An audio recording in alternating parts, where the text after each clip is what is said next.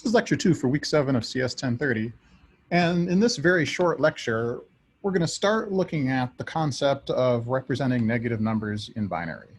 And we're going to do that using a representation of negative numbers called sign magnitude.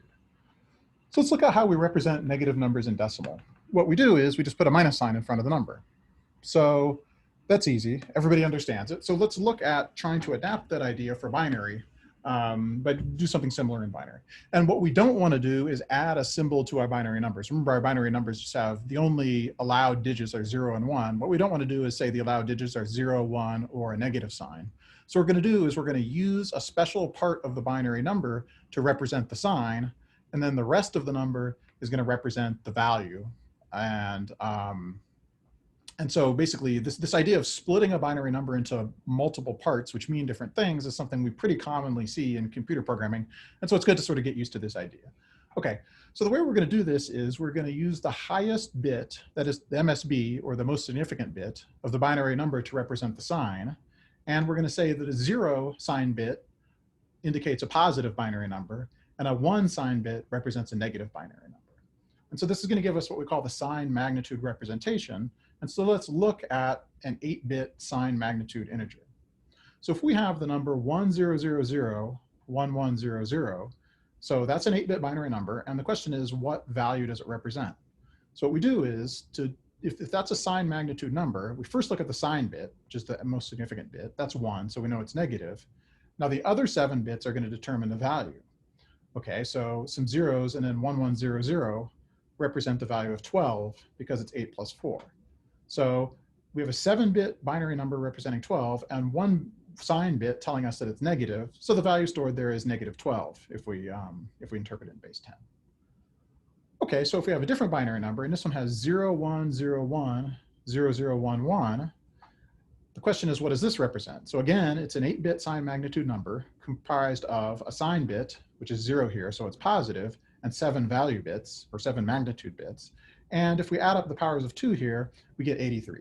So this represents positive 83. This represents negative 12. Okay, so this is fairly straightforward. This is fairly easy.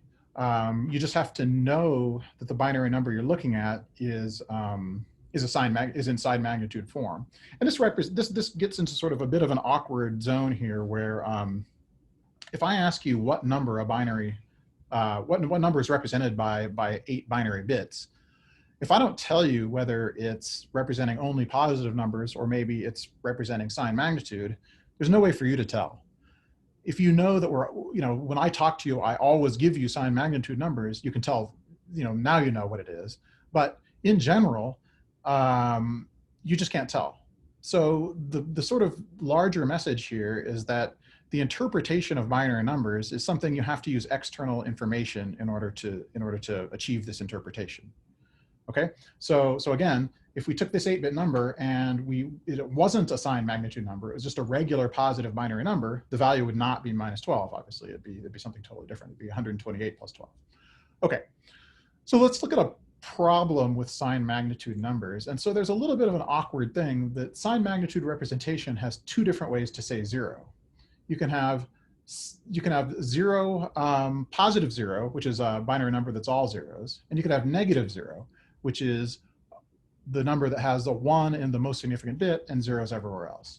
And this is weird. It's just weird. We don't want this kind of a thing where we have multiple representations for the same number. First of all, it wastes 1 value out of our representation. That's not such a big deal, but it just makes things confusing because, for example, we can have 2 numbers, both representing 0, but they look different.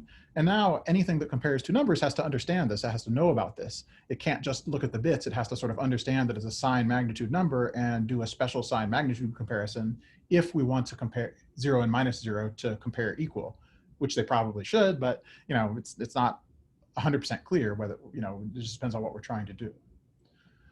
So that's a problem. Another problem is that if we want to do math on sign magnitude numbers, we need different circuits, different hardware units to add and subtract sign magnitude numbers than regular numbers that are just regular binary numbers that are just representing positive numbers. So that's not such a big deal these days because we have a lot of silicon available, but in the past, this was sort of a problem because it would have made computers larger and more expensive than they than they could have otherwise been. And so the upshot of these problems is that the sign magnitude representation is not commonly used in practice. I know of 0 actual implemented computers and hardware that use sign magnitude. So the reason I'm telling you about it is to show you how we can represent negative numbers, or one way we can represent negative numbers in binary. And in the next lecture segment, we're going to look at the representation that's actually used in real computers. And unfortunately, it's kind of more difficult to think about and more confusing than sign magnitude, but it's the representation that won. It's the one that everything uses, so we're going to have to understand it.